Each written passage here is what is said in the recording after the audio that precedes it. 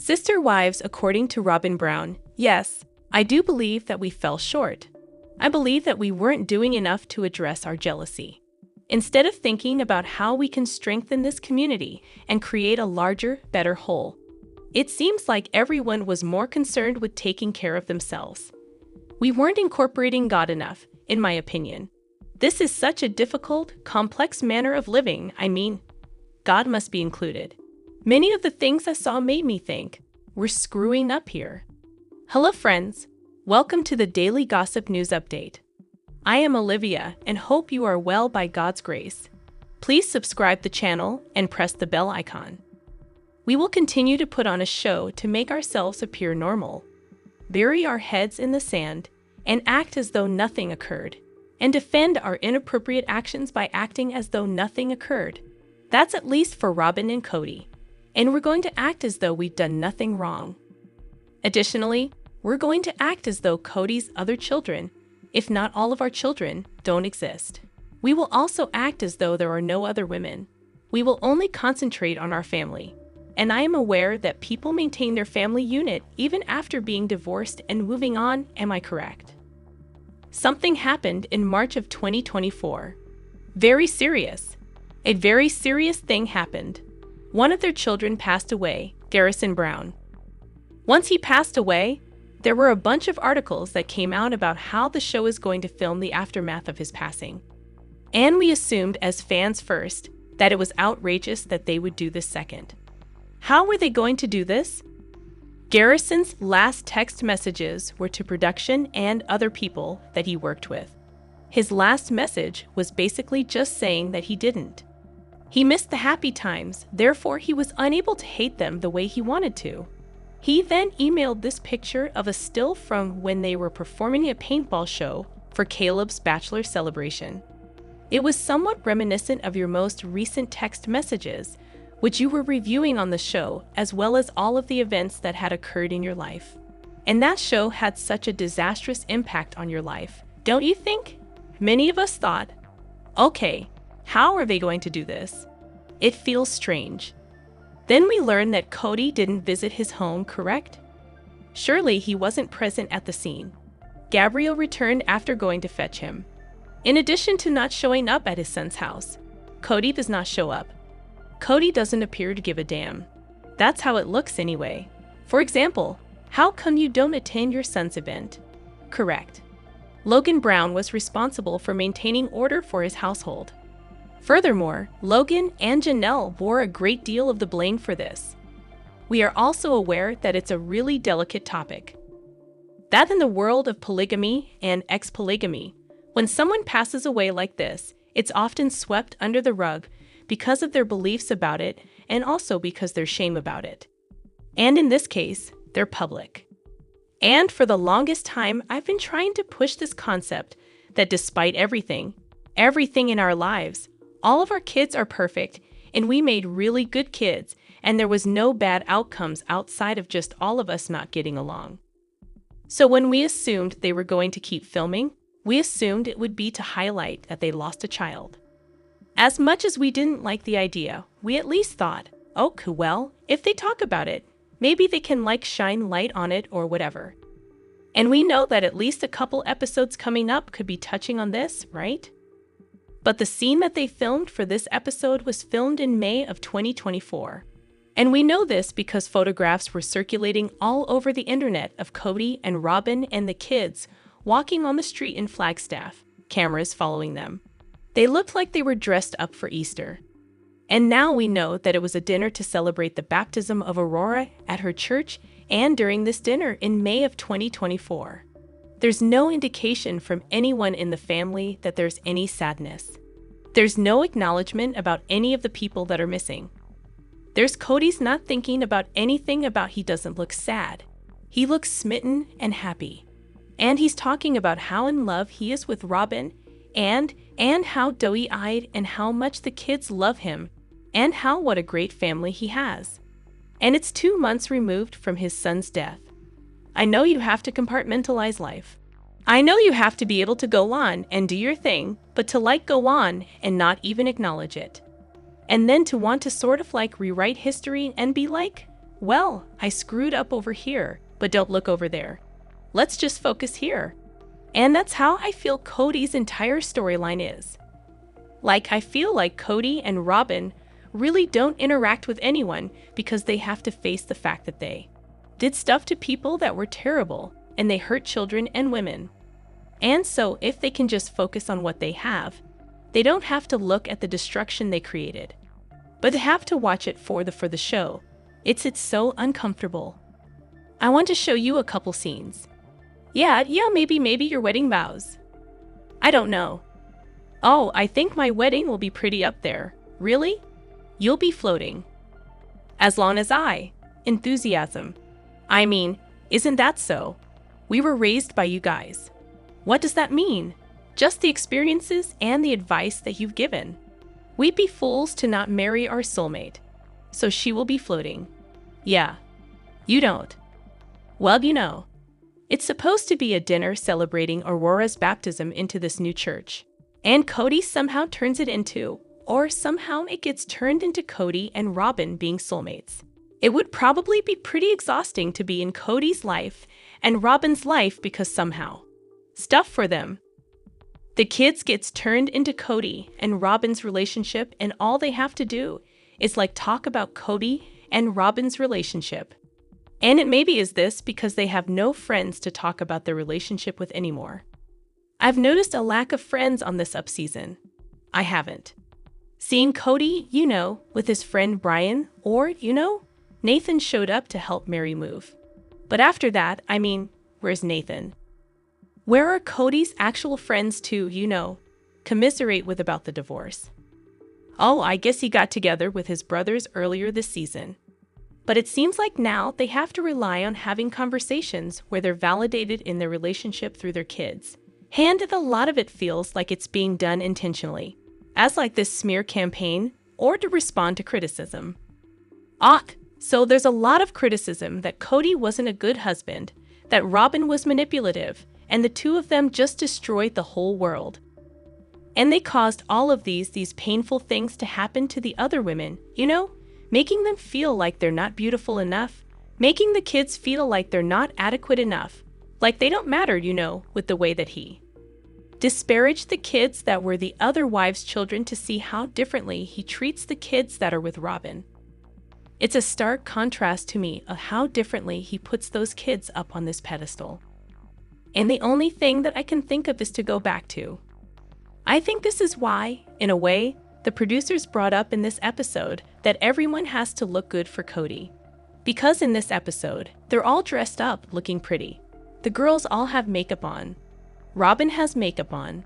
Robyn, I've noticed over the years, she plays with her hair. She's always fixing her hair. She's always focused on, not having her mascara run and looking good. And now we know all of that comes from Kody wanting his wives to look good. As good as Robyn can look, right, you guys? But everything is about trying to fix the narrative so that Kody can look like the good dad, and not look like the scum of the earth. So it's all of this feels like damage control, and it feels weird. And I guess I like the subtle digs the editing is doing to try to contrast the delusions that Kody and Robyn are. There's a part here where they talk about soulmates, and they somehow turn Robyn into a victim. It's insanity. Well, you said it once to me, and I thought it was. I said it once, and then I realized how wrong it was. Really? Kody's my soulmate. I love him. There's backlash for that in so many ways. I had never been married in a plural family before. I realized that it really wasn't a fair thing to say because Kody has other wives. So what I love about this is that they're pretending like she only said it one time. They're pretending like Kody never called Robyn her soulmate. And he did. Robyn was on a tell-all a couple years ago and said that Kody wants to have a soulmate relationship with each of his wives. The soulmate topic has been a huge conversation for seasons and seasons and seasons. So now to be I said it once in season 1 and it was so inappropriate because I didn't know. Come on, Robyn. And you're not the victim. There was so much backlash. Well, Kody, you had a wife and you're bringing in a woman that's 10, 12 years younger than you and you. are flaunting her around because she's thin and younger and you think she's beautiful. And to this day, you still have them all dressed up like they're your dolls, like your daughters are your dolls, like your kids are an extension of who you are. And that's sort of what Christine and everyone was alluding to. It's like I saw a Daily Mail article and they were like, Kody Brown was like the polygamist Hugh Hefner. Like he wanted his wives to look a certain way. He wanted them to look good for him as sort of like a representation of like his worth, his value. And what I love about the editing now is that right after they try to play the victim, they immediately cut to Janelle and Christine, who completely dismantle this lie. You know, I was surprised when Robyn and Chloe started using the term soulmate, cause Robyn grew up in a plural family. She knows how devastating it is to act like my soulmate. Like somehow, like we have a better bond or a different bond than the rest of the family, but now, if you have a soulmate in a polygamist family, that is not going to go over well. And I think they worked really hard to hide how special their relationship was. They didn't, by the way, but I think they tried to.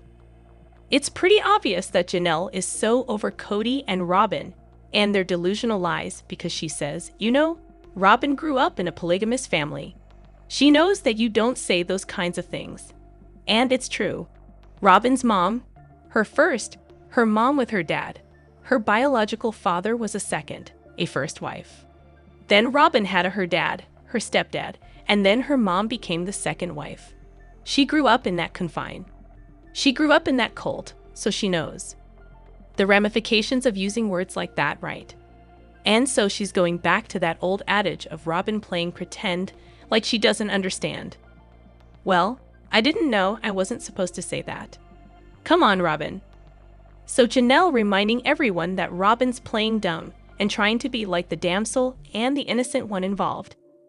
And then Christine's all, yeah, if that's gonna happen in a religion, in a polygamous family, it's not gonna go over well. And you know, they tried to hide it. And then I think, you know, there's something about the way that they for so many years tried to cover for people, right? So they would lie like, oh, they tried to hide it. And then she catches herself and she goes, but they didn't. They didn't hide it. So they're still working through that kind of programming of I need to protect Kody and Robyn with a cloak of charity, but then reminding them that no, I don't anymore. So they didn't actually hide it. It wasn't just one time, and it was obvious to all of us. These editors this season. It is so subtle, but it is so amazing. And when you now see, they first start the episode with Christine talking about how Kody wants the wives to look perfect. Cut to Kody with his family needing to look perfect and pretty. Cut to Kody trying to pretend like he's dad of the year. And then Christine's all talking about how Robyn got all of the nice things. This further shows that Robyn gets all of the nice things. And then Kody and Robyn trying to talk about their perfect love relationship. It's the editing this season. It's beautiful. And I wondered if the divorce is not. I don't really wonder this, but it goes through your mind once a while. Hey, did these divorces devalue me to her and left? Do you still want me the same way? You know, they took. As they left, they stole some of my confidence and I'm vulnerable and I'm a fool. So she would take me for all I have. This part of the episode, I think, unless you're in the world of polygamy, maybe you missed it. But he says that when the women left, you know, he worried that he didn't have the value anymore to her. And it's because the value of Kody is that he had 3 wives and Robyn could be a god or goddess, you know, a goddess with him in heaven. And they would have their celestial kingdom. And now the kingdom is crushed. And he's not really saying that, right? He's not saying, well, am I still valuable to you? And then there's also this aspect of he has stated, and essentially he has alluded to the fact that Robyn was after his money.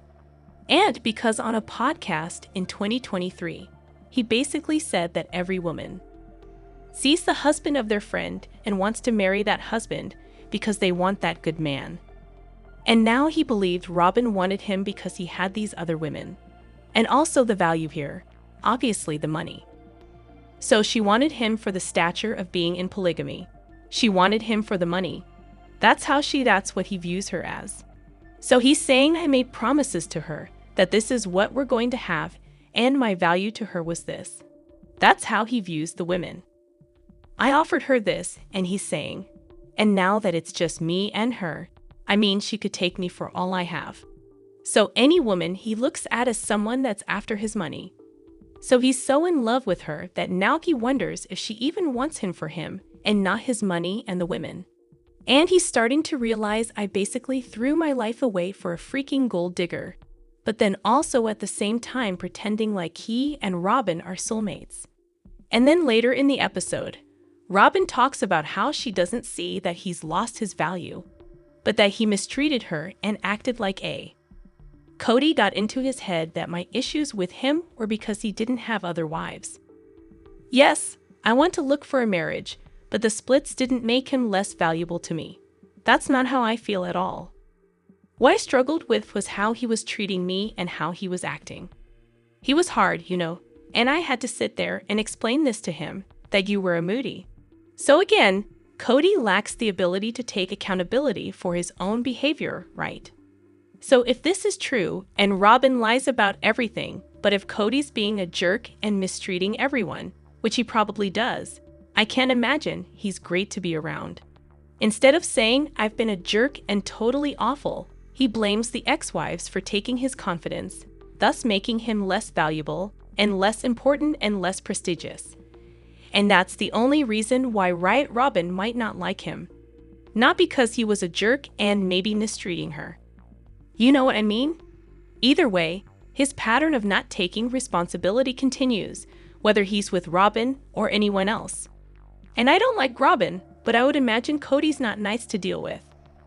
But I also would admit that Robyn would probably be a nightmare to deal with too. But the shade going back and forth between these two, who are seemingly pretending like they're soulmates and so in love, the tension here is obvious. Because then at one point they talk about Aurora or Brianna bringing home a guy and introducing him to the family to get the approval from the parents or whatever, and that he's an easy guy to win over cause he's so nice and he's so amiable and he's just a great happy guy, right? And that he's like, but with Robyn, it might be different. She's the one that's gonna be harder to win over. Okay, so in the same episode where he says he loves his wife, and he's a fool and he's just so enamored with her, and she's just so perfect, he calls her a gold-digging woman that's only after him for his clout and status, and that she's controlling and will make it hard for any guy that enters the family. Make it make sense. And there's no rush to get married. But there's no doubt in my mind that when they start to date, start to fall in love, that they'll be sharing plenty of that experience with us. I'm a friendly guy. It's easy to pass my muster. But Robyn's going to probably put some handsome devils to the paces and challenge them in their relationship with our daughters. Kody said with a smile on his face that Robyn interferes in relationships with her kids, and that will make it difficult for any guy that comes into the family. And put them to the test, and not only to the test, but challenge them as well as he says he's really nice with this implication that she's not.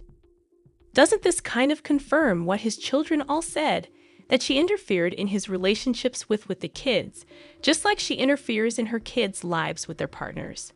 By the way, her daughters are in their 20s now. They don't really need their mom involved in their love lives. And I also don't like that Kody and Robyn, after everything that's happened in their family, after the death of Garrison, are using this opportunity to try to rub it in everyone's face, that they are a happy, loving family and so godly with this sort of veiled overlay that it's because God wasn't involved with everyone else. Not them. They have God, not them. Those people are the ones that lost God, not us. And it's their fault because they don't have God and we're the godly one. It's just this delusions of grandeur. Sister Wives stars finally sell Coyote Pass land for $1.5 million after years of sale drama. The Brown family has finally sold their Coyote Pass land after years of drama surrounding the property. People can confirm Kody, Robyn, Mary, and Janelle Brown have officially handed over ownership of the property that has served as a major point of contention between the group on Sister Wives. While the sale of Koyo Pass is still an ongoing issue in the current season of the TLC series, the stars officially sold their land for $1.5 million earlier in April, according to Coconino County property records. They first purchased the property in 2018 after moving to Arizona, and it was initially intended to be a large family compound for Kody, his 4 wives, and their 18 children. Before their plural marriage fell apart in the years since then, the group's plan for Koyo Pass was to purchase the land plots and build homes there so their families could all live close to each other.